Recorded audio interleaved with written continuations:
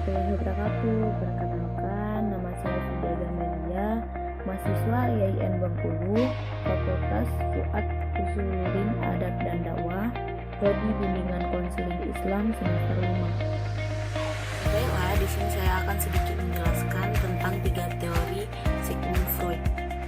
Adapun peran penting dari ketidaksadaran beserta insting-insting seks agresi yang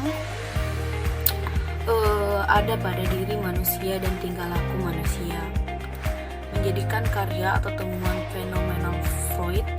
Sistematika yang dipakai Freud dalam mendeskripsikan dan menjadikan 3 pokok, yaitu struktur kepribadian, dinamika kepribadian, dan perkembangan kepribadian. Yang pertama itu ada struktur kepribadian.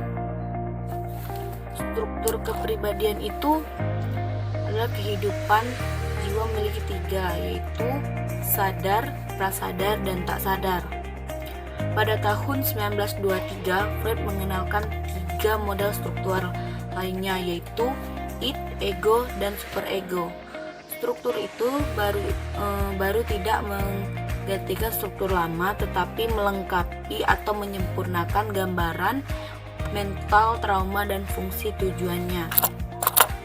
Seperti sadar atau conscious, tingkat kesadaran yang berisi semua hal yang kita cermati pada saat tertentu.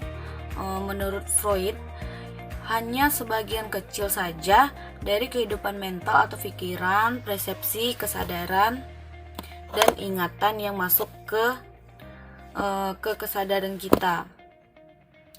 Prasadar. Prasadar disebut juga ingatan atau siap, memori atau ingatan kita tentang hal-hal yang sudah lalu. Jadi itu pun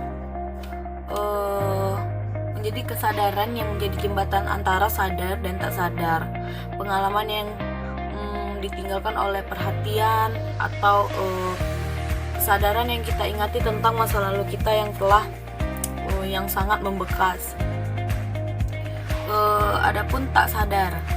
Tak sadar itu adalah bagian yang paling dalam dan struktur kebesaran, dan menurut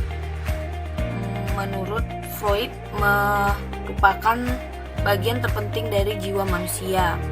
Secara khusus, Freud membuktikan bahwa ketidaksadaran bukanlah abstraksi hipotetik, tetapi itu adalah kenyataan empirik.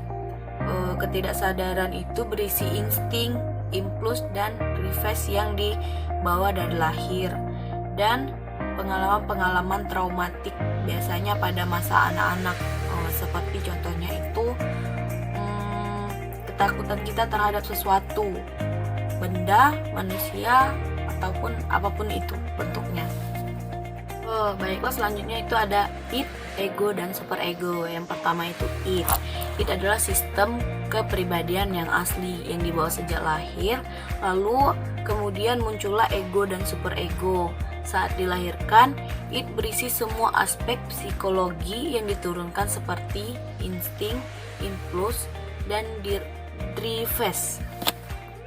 Id itu hanya mampu membayangkan sesuatu tanpa mampu membedakan hayalan itu dengan kenyataan yang benar memuaskan kebutuhan.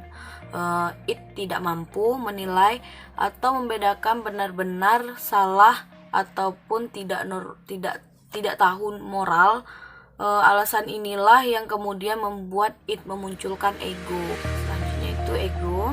Ego itu berkembang dari id agar seseorang mampu menangani realita, sehingga ego beroperasi mengikuti prinsip realita. Usaha memperoleh kepuasan yang dituntut id mencegah terjadinya tegangan baru atau menunda kenikmatan sampai tidak ditemukan objek yang nyata-nyata pada pemuasan kebutuhan. Selanjutnya itu timbullah superego. Superego itu adalah kekuatan moral dan etik dari kepribadian beroperasi memakai prinsip idealistik sebagai lawan dari prinsip kepuasan id dan prinsip realistik dari ego. Superego berkembang dari ego dan seperti ego itu juga berkembang dari ego dan seperti ego. Ia tak punya sumber energinya sendiri. Selanjutnya ada rasional emotif terapi. Peran terapi itu adalah bersifat aktif dan direktif.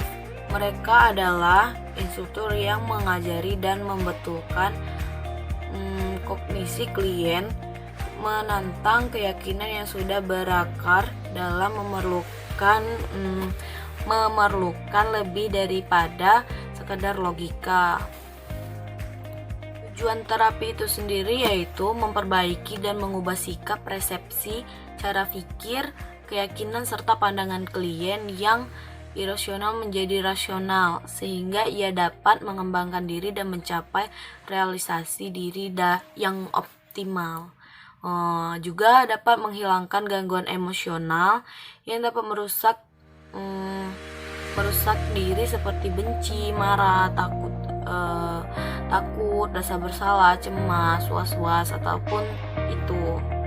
Melatih untuk lebih percaya diri akan kenyataan hidup secara rasional dan membangkitkan kepercayaan diri, nilai-nilai dan kemampuan diri. Dan juga yaitu teknik terapi. Teknik-teknik terapi itu yang digunakan adalah dalam rasional, emotif, behavior, bersifat kognitif, efektif, dan behavioral yang disesuaikan dengan kondisi klien. Ada juga pandangan terhadap manusia. Manusia bersifat rasional dan juga irasional. Masalah-masalah emosional terletak pada pikiran yang tidak logis. Banyak perilaku emosional individu yang berpangkal pada self-talk atau omongan diri atau internalisasi kalimat-kalimat, yaitu orang yang menyatakan kepada dirinya sendiri tentang pikiran dan emosi yang bersifat negatif. Baiklah, mungkin itu saja yang dapat saya sampaikan. Kurang dan lebih saya mohon maaf. Kepada Tuhan saya mohon ampun. Wabillahi taufiq wal hidayah. Wassalamualaikum warahmatullahi wabarakatuh.